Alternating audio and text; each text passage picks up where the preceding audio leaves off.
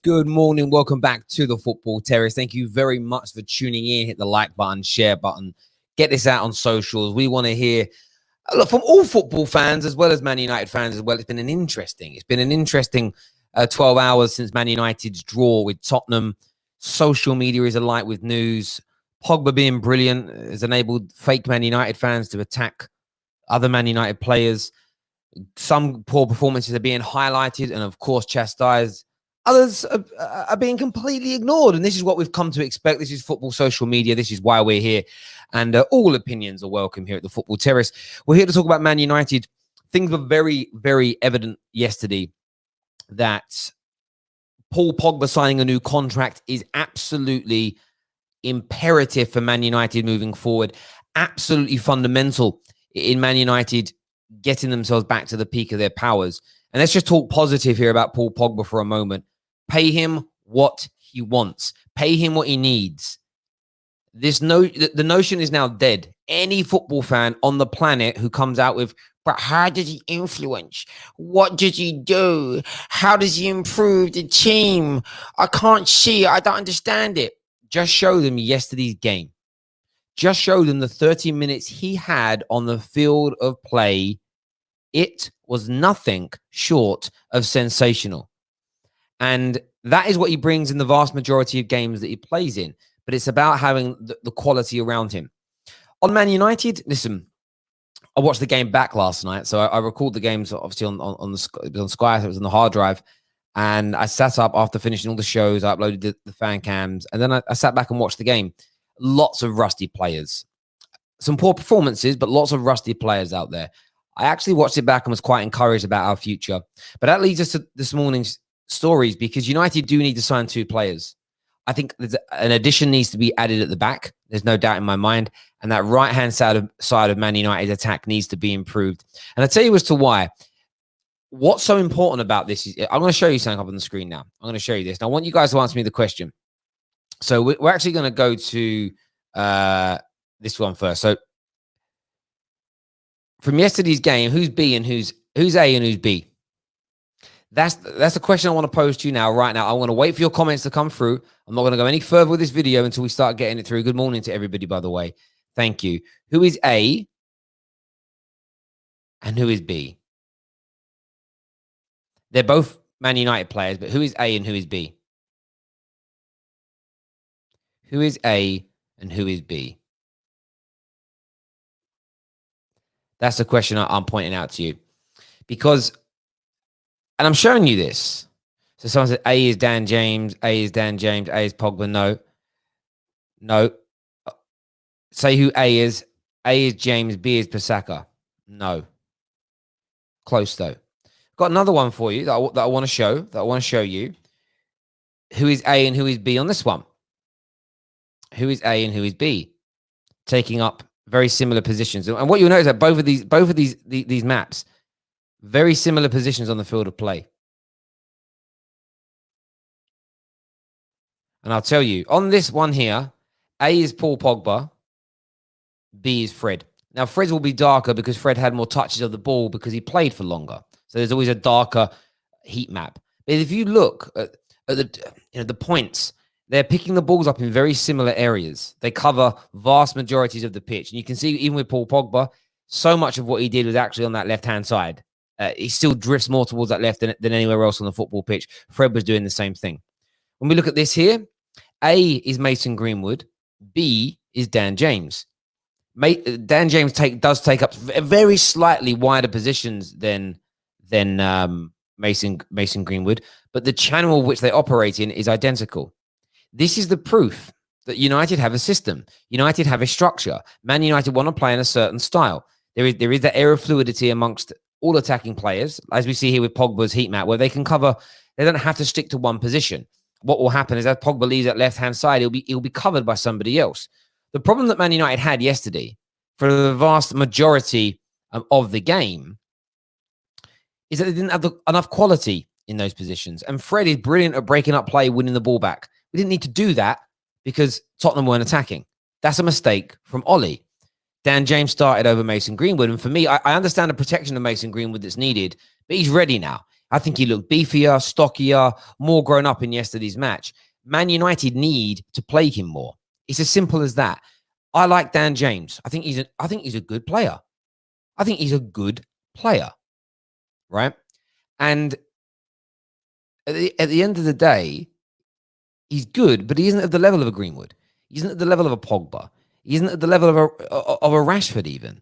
And United need to improve that quality within their squad. But the system is there.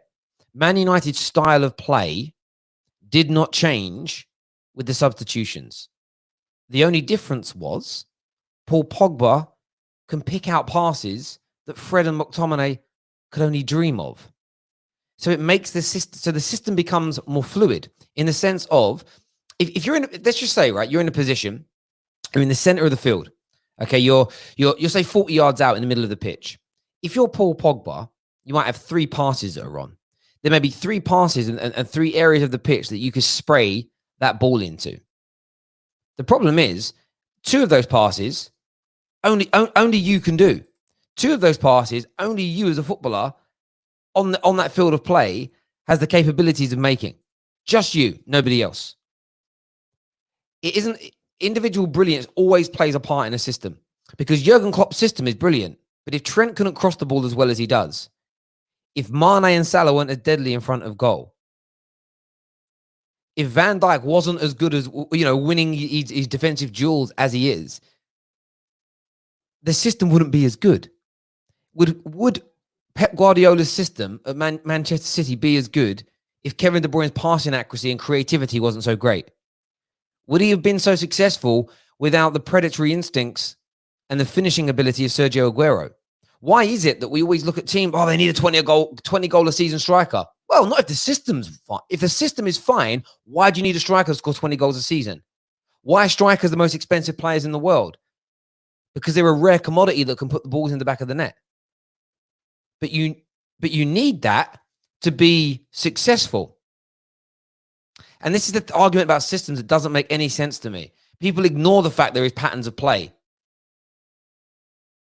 They ignore the fact there is patterns of play all the time. And it's why the better quality purchases are needed. If you throw Jadon Sancho into that starting lineup yesterday, we win the game. If you add deeper quality to our bench from a creative point. So if we do add a Jack Grealish or a Van de Beek to our midfield arsenal, you have that strength in depth. Fred, McTominay, Matic, I rate them all in different ways. But the problem we had before we signed Bruno is we weren't getting any creativity.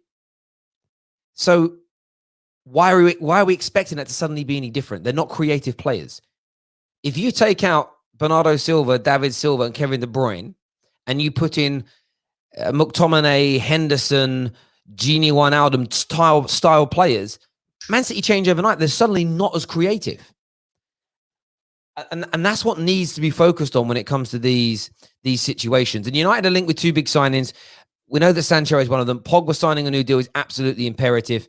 It's unbelievable. Terry, do you agree with Roy Keane? Listen, I think Roy Keane does a lot of what he does for the effect of television. I totally understand it. The irony in so many YouTube channels getting angry about his sensationalism is ironic in itself. I do think David De Gea has done at Manchester United, though. I just feel whether it's he doesn't want to be here anymore, whether he's past his best, I'm not really that bothered about why. The whys are not the issue for me on this. The whys are not the issue at all. And by the way, there's a guy that comes and cleans my swimming pool, and he couldn't make it yesterday because his van had a problem. And I was about to, after the stream, go and do it. And it's a long old job. And he just turned up. I'm so happy. I'm so happy. I haven't got to go and do it now. Oh, I'm so happy. I'm so happy, man. There we go. If people want to come on and have their say, what we're going to do right now is share the link. We're going to open the lines for the next 10 minutes or so. If you guys want to phone in.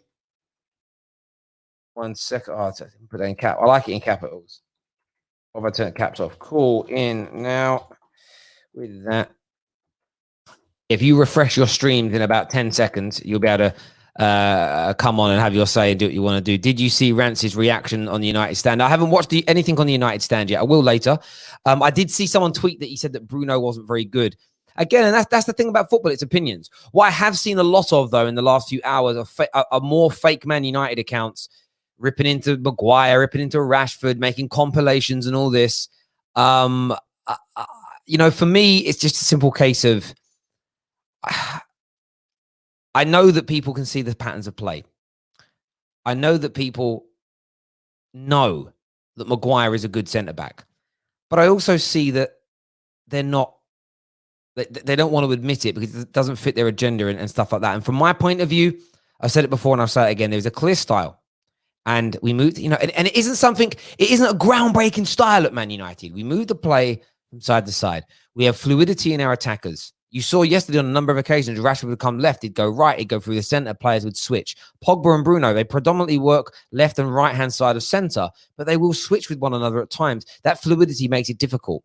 The only difference was before Pogba and Mason came on, there was a distinct lack of quality. But that's why it's imperative that we get this Paul Pogba deal signed. It's imperative that we get these transfers in this summer, because after watching the game back last night, if you had Van de Beek, if you had Sancho, and then maybe a better quality left back into this team, and I do think as well, final point on reflection, Maguire needs a Bay or a Tuan to be next to him as well. That for me is imperative. He needs that speed.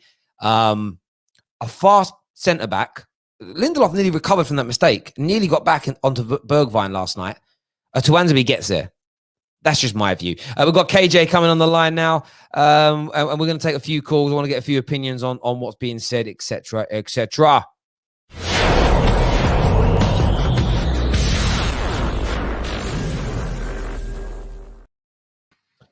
Yes, bro. How you doing?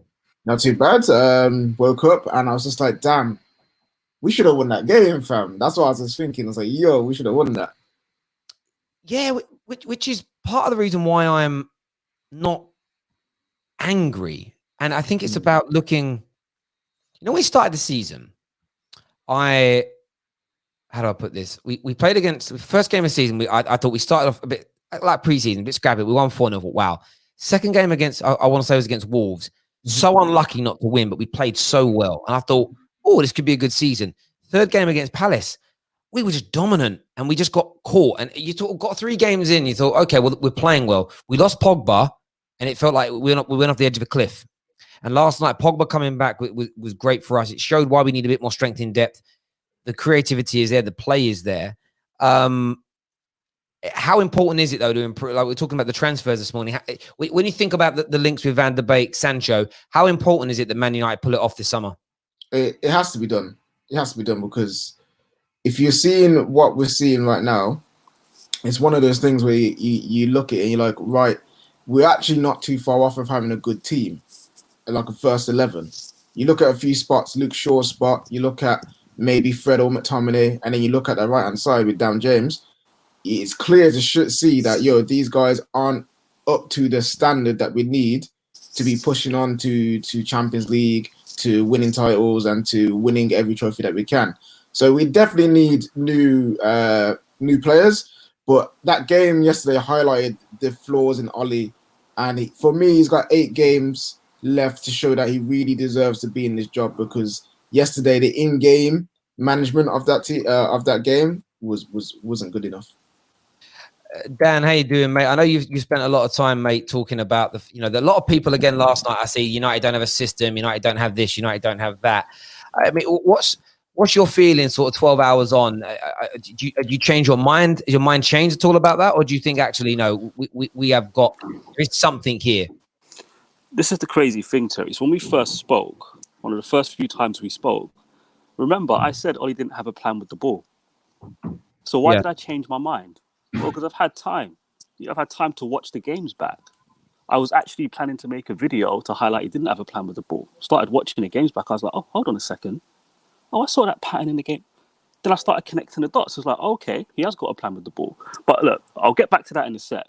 Why does nobody give Oli credit for establishing a really, really good high press? Why doesn't he get credit for that? Bruno's goal against Everton, we scored that goal from the high press. Martial's goal against Partizan was from the high press. Greenwood's goal against Newcastle was from the high press. Against Chelsea, when Marcus Rashford won that penalty, that was from a mid-block. We actually pressed Chelsea from a high press. The ball went out of play. We set up in the mid block, press them again. Lingard wins the ball back, breaks to Rashford. We win a penalty. There's more examples. So that's just one thing that he's already established. Counter attacks. We're third in the league for turning counter attacks into goals. It's just interesting. Sorry, so bro, go on. Yeah, so these are two major aspects of Ollie's philosophy that have already established and work well, but there's a pattern there. It's when there's space. It's when you when you win the ball high up the pitch, the midfield's out of the game.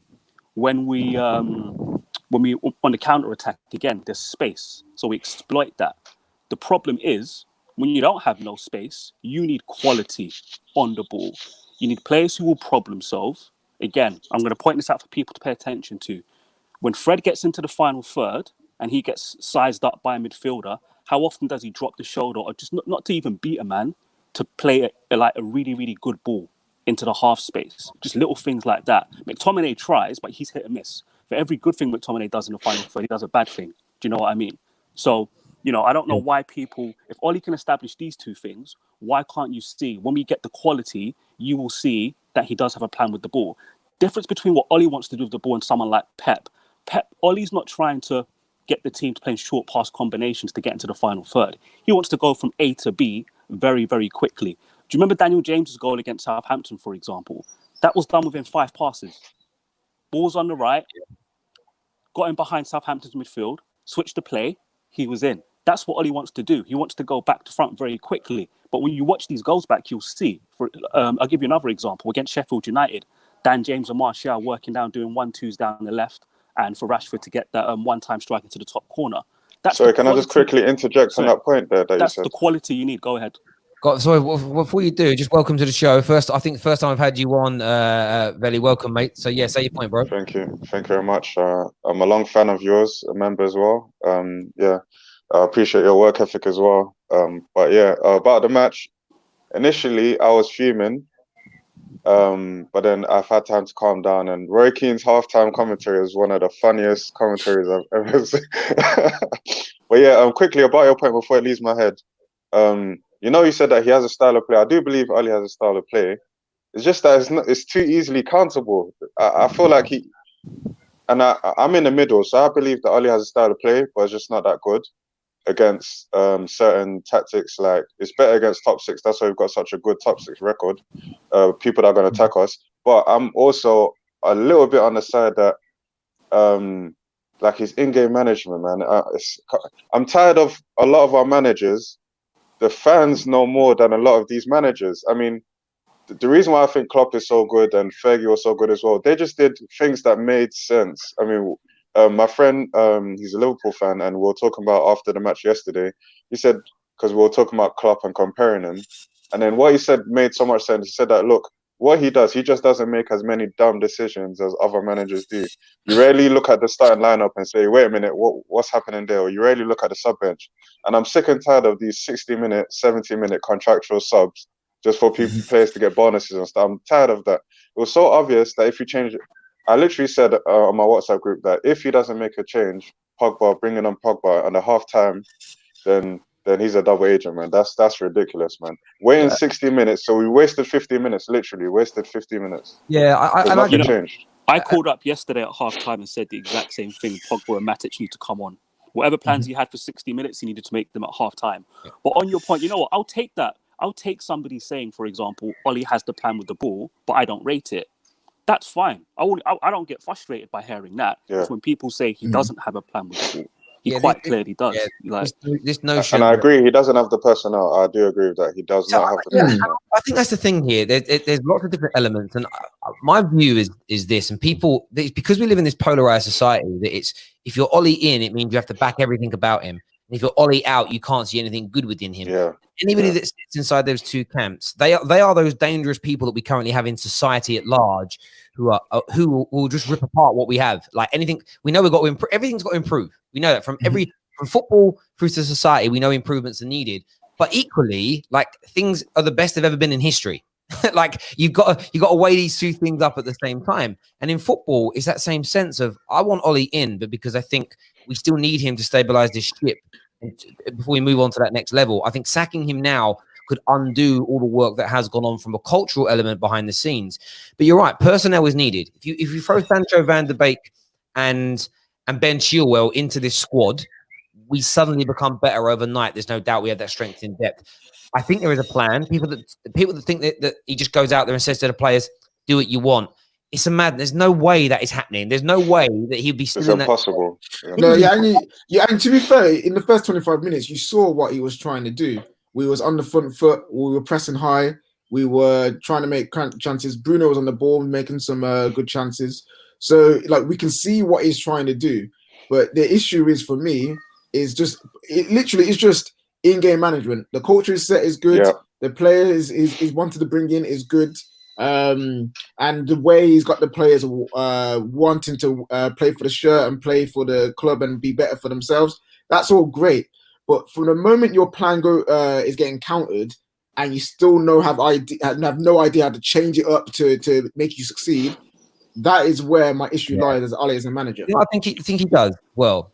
I feel like, and this is where he's a fledgling manager and he's young, and we don't know how good he'll become as a manager. Will he ever He's been in management for 10 years, though. Yeah, but it's different because it's the level you're at, I think. And there's that, I remember, I remember the first time I got, and it's a bit of a segue move. I remember the first time I got moved into a really senior management role. I've been leading people for 10 years. I went into this senior role, and I never felt that every decision I made was scrutinized to the nth degree. And I remember getting warned by my boss saying, "Look, you make a mistake at your previous level, you might get a slap on the wrist, but your big boss will protect you. At this level, when you make a mistake, they sack you straight away. There's no the level you're at, you're just sacked. They'll move you out the door." So I think and then what happens is I think Ollie tries to be too cute.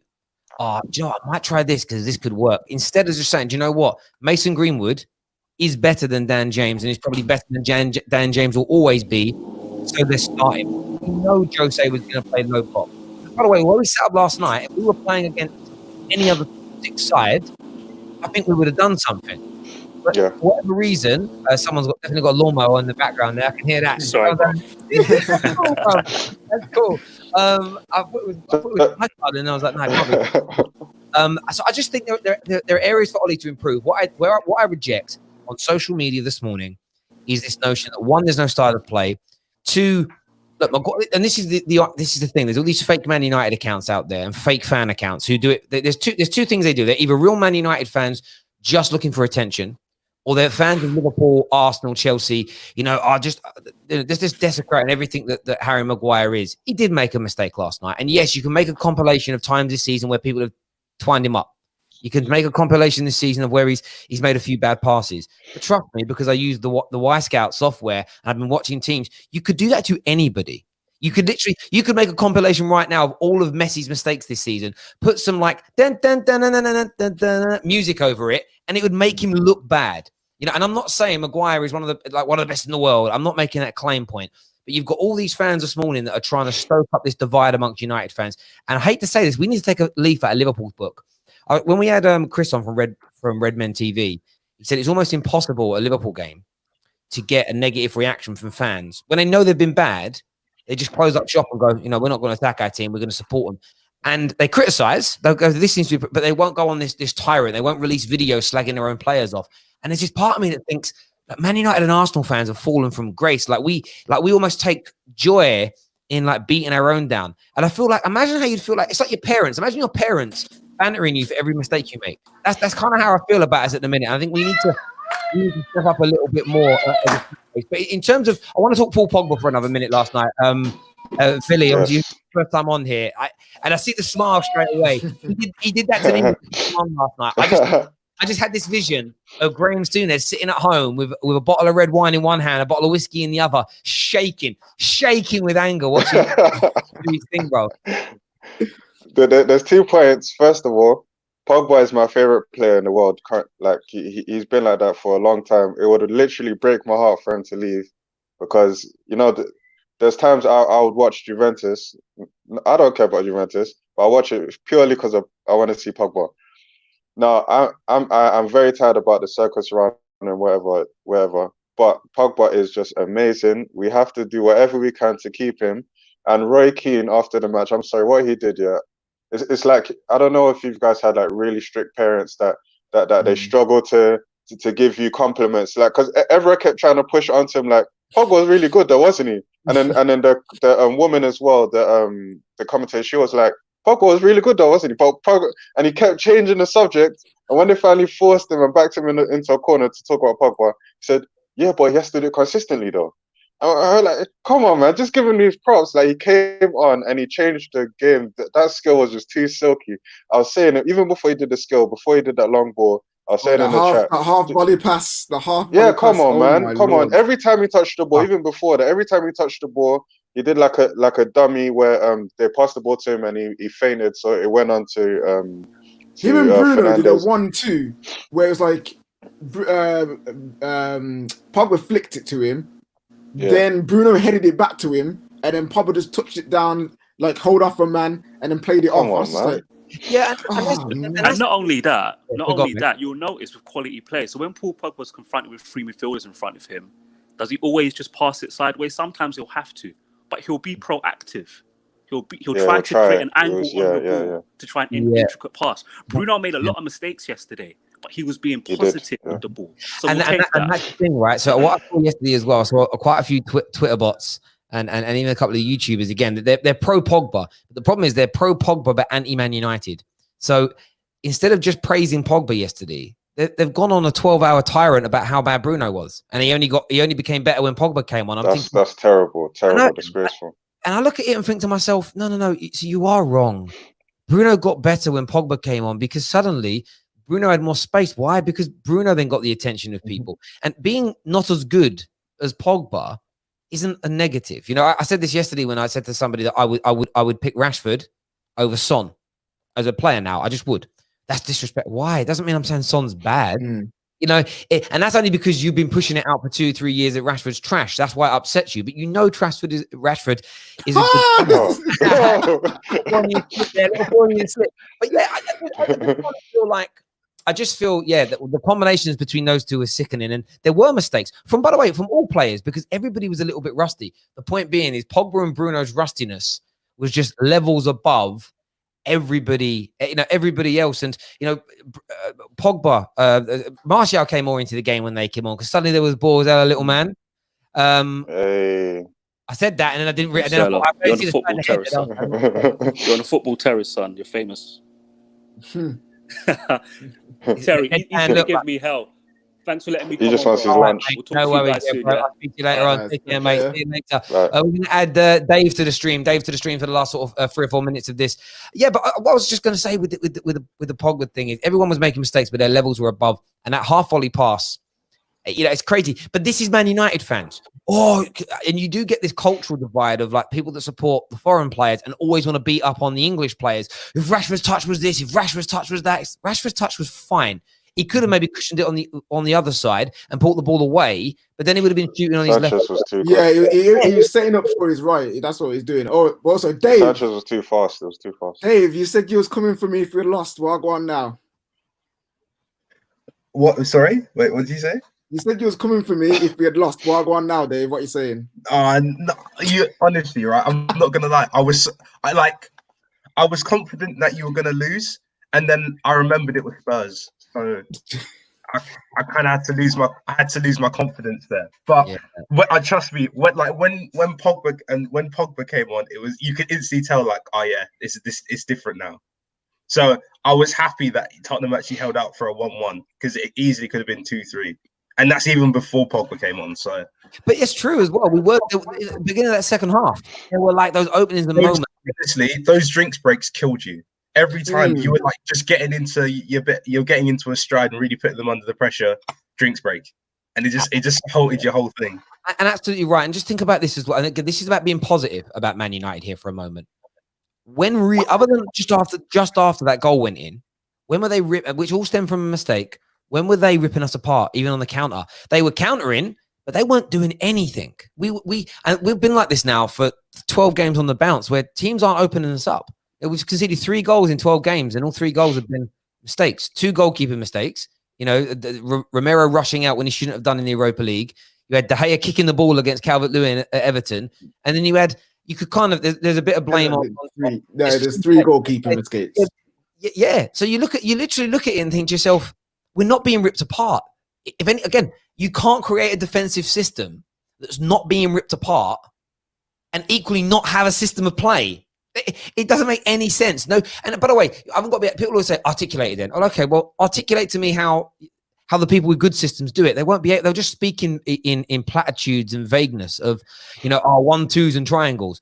What does that mean? You can say that about any team because all teams take up those positions. What it comes down to is quality. If you literally swapped out, if you took out Mo Salah, Trent, Van Dijk, Mane, and put in Dan James, if you put in like AWB, who we know isn't the best going forward, as an example, if you put in Lindelof instead of instead of him, and if you threw in, even if you just threw Rashford in over Mane, and I say Mane is above Rashford overall as a player now, Liverpool wouldn't be as good. The system would be the same. You'll probably just get Man United. You'll literally get Man United. Yeah. When you say it like that, I think. Do you get my point, though? When you say it like that, I realize how similar they are. You're like 2 or 3 really good players away from like confirming yourself in that. I'm not sure about like title challenge because it depends how good these players are. I disagree with this guy completely. And how your teams gel. But what does it say here? So it says we must be patient. I think he's trying to say patient. Okay, cool. I'm dyslexic, so when I see words spelt like that, I don't know if it's my brain or actually typed that way, right? I disagree with him. We didn't know that Pogba was that good yet. No. You didn't know. You didn't know. Not good. You didn't know. That's a big issue, bro. I knew. When he whipped out that pass yesterday, different.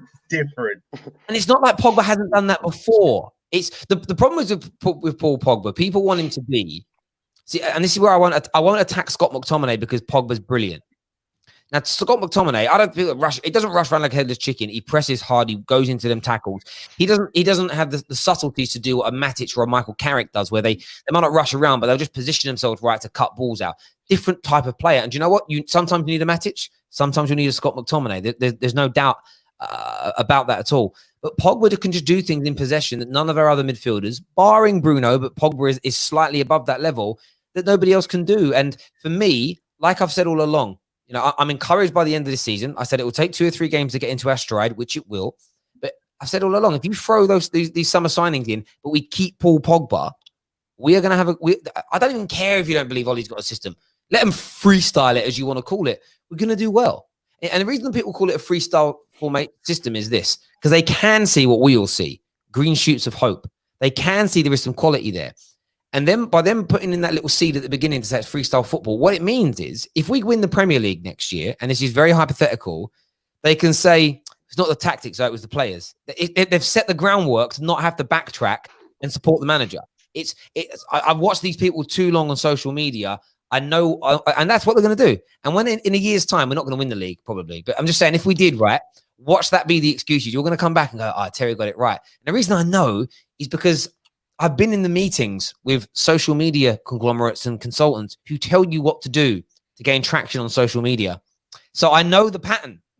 I know what there is a legit tactic. There's a legit tactic. But we'll see. We've got another super chat here. It says, I'm raising awareness for children with liver disease on my channel, as well as videos on Arsenal and F1. I've got liver disease. Stephen, that's everyone go check out his channel. I'm sorry to hear you got liver disease. Yeah, this is a guy that sometimes always calls me on Skype when I say we're not taking Skype calls as well. There's a little part of me, I don't know. Yeah, just hope you're good, mate. I hope you're good. I hope you're well. I'll leave it at that. But yeah, boys, I appreciate. Sorry, I just want to say something quickly. For a lot of people that say that Pogba's inconsistent, they need to watch the match, but the matches that they say is inconsistent back, and see that he does those passes in almost every match. Almost every match, he does at least 1 or 2 of those crazy passes. But because nothing happens at the end of it, then he gets chastised. So yeah, that's what I was trying to say. Pogba's amazing. I was going to say, from a Chelsea point of view, that was one of the results we needed to go our way, whether it's a draw or a win. Because if we now beat Aston Villa, it's now 5 points. And then that effectively takes out the City game out of being a problem. I think all our games are winnable except the City and the Liverpool game. Those are the 2. So it's like if Man United drop points like one more time and we win those winnable games, then I just hope we win tomorrow. That's the only thing. If we win tomorrow, it just please don't. Oh man, I live in Brom. I live in Brom, and I've got Villa fans. And if you ask me which Birmingham team I would support, it Come would on, be Villa. Grealish. So, man, like, I want man like Super Jack to come through and do a madness. But Yes, it'd be a fuck tough you, ask. man. You know what I think about as well? It's interesting that everyone, no team has looked sharp yet. The disadvantage Chelsea have in this game, they've got better quality players, is Villa have already had a match. And I think that will pay dividends for them. You know, they've got that, they can blow those cobwebs. And I did watch that game. And they were, I mean, Sheffield United. Like, you know, like we talk about bad decisions in football. Oh my god! The thing that makes it worse is literally behind the net. It weren't on. It weren't. No one turned on the switch, bro. That was it. Yeah, I'd like to say that they gave out a statement and they used a word in that statement I've never heard before. What was the word they used to say that it was occluded? Yeah. Honestly, I'm very open about the fact I'm dyslexic. I looked at that word and my brain literally said to me, "Don't even bother, Terry, trying to say it." Like, But I saw that word and I just thought to myself, nah, it weren't turned on. It wasn't turned on. It wasn't on. It wasn't even. I've seen far more players in and around the line, and they've done it before. Someone just didn't switch it on.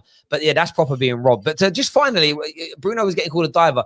Did you think it was the right decision to overturn the penalty in the last minute? He is a diver. He is a diver. Let's be honest. I love Bruno Fernandes, but I've seen throughout his career, he does take, like, I love him, trust me. But I don't know. I like to be balanced in a lot of things. He is a diver. Let's be fair. I mean, you can love Neymar. You can't say Neymar is not a diver. Let's be real. If he takes little touches, he likes to roll around and scream. He does like to do that. Let's be honest. I wouldn't say he's a diver, but he does when he gets touched, he does like to do the little spin. He does. He does the two-step and butt. Yeah. So like, I understand why people are frustrated by it, but you know what? Yeah, if everyone in their team has one of these guys and gets away with it, yo, fam, we need one in our team. Innit? You know what I say about diving is this. I've said to many people on this platform many times. Until I won't condemn a Man United player for diving. Until I see we have Chelsea fans on here, Liverpool, Tottenham, Arsenal. Until you self-police your own, hush your gums. Simple as that. Yeah, I agree. And that's my view on it. I don't like diving, and I spent about 3 years on this platform. Very early on days, I used to get dogs abuse. I remember Rooney dived once. I called him to be banned. You know, I was tweeting like the FA and stuff saying ban him. People were like, how can you do it to your own players? And I'm like, well, how we eradicate diving in football is by everyone self-policing first. Because if fans show their disgust, and we've seen what fans can do at football clubs, if we show our disgust at something, it'll get in. But no one ever wants to. Everybody wants to. I remember Liverpool fans crying their eyes out when I think it was Dele Alli dived or Kane dived for a penalty. But literally a week later, Mo Salah dived for a penalty and they're celebrating. It's like, you do understand that you're going to have to take and I'm cool with that. But you've got to take the rough with the smooth. So yeah, cool. But Terry, about diving, I think what we don't like is the dishonesty, I'll say. But I think it's not really fair to blame attackers for diving when defenders, when they get handballs by accident or it comes off them for a corner, then they put their hand up like it wasn't them. I think that's also dishonesty. I'd say some of the worst diving that goes on in games is this. You get a player, Van Dijk or Maguire's side, and they're shadowing a ball out. And then a player, Dan James's side, just nudges him in the back. And they fall over and a foul's given. Victor Lindelof tried to do it in that game and didn't get it. Yeah. You were getting tactically fouled all over the pitch. Marino was loving it. Marino was loving it. I don't know if you watched my watch along last night.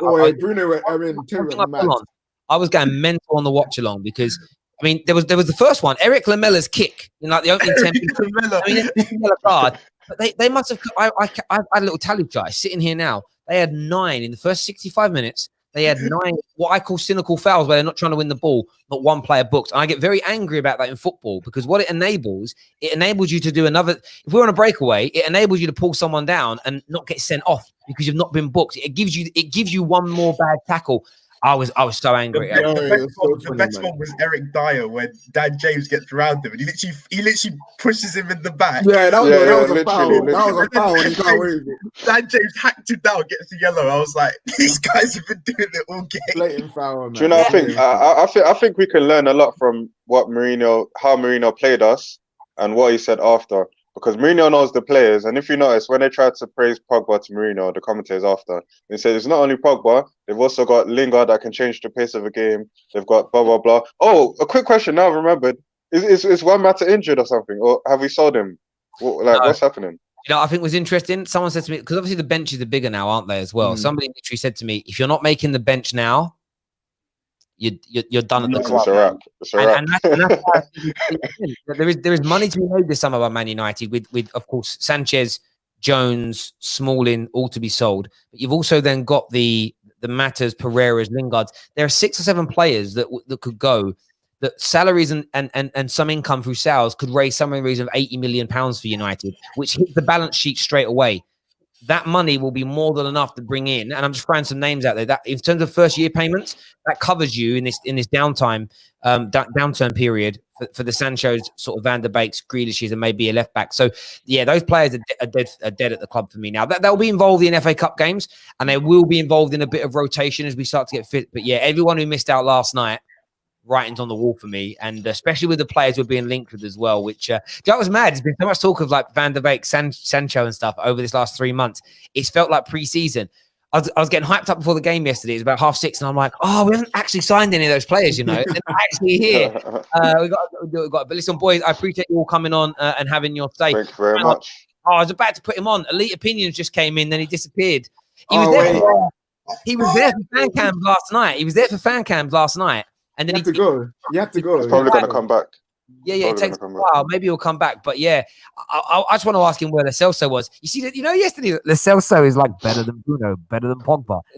What did Lo Celso do when he came on, bro? But just Spurs yesterday. It was so annoying because they, as we said before, they didn't do anything. Like they didn't. I thought that was one man's game, though. To be honest, someone said, I think one of the commentators or someone made a comment saying that Harry Kane was holding the ball up well. I was like, what are you on about? What match are they watching? Son was their best player that game. Yeah, man. And he didn't do anything. I was very scathing yesterday. Here he is. Here's Elite Opinion. Bro, where's Harry Kane at, bro? Where's bro? What are you saying, bro? You got bodied. You were lucky last night. You got bodied at home, outplayed at home.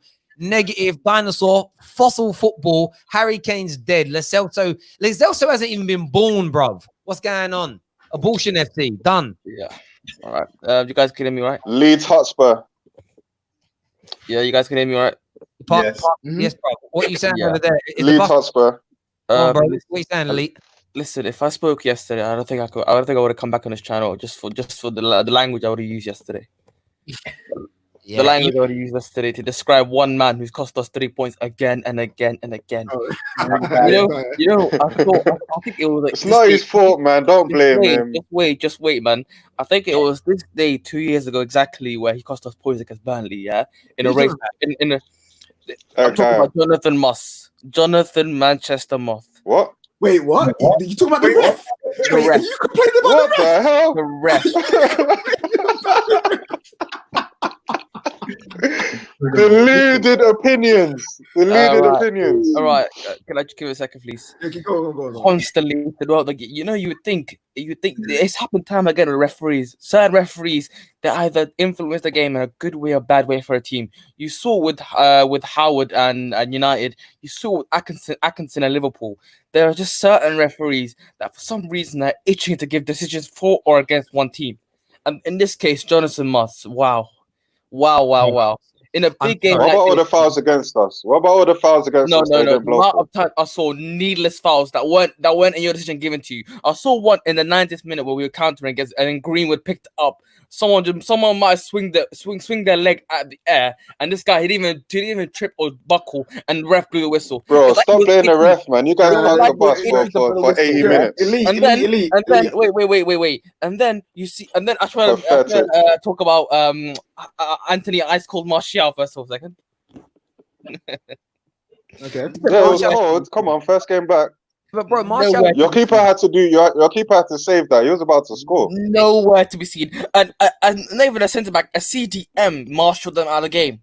Listen, bro, where's the banter here, man? This is the difference. Man United, you can't banter people. See, we've 8 miled you already because Man United fans have criticised Martial's performance. It doesn't make sense. The reason you're getting stick is because you told us Lo Celso was better than Bruno and Pogba. Oh no, you can't blame Celso. He didn't have that much game time. Yeah.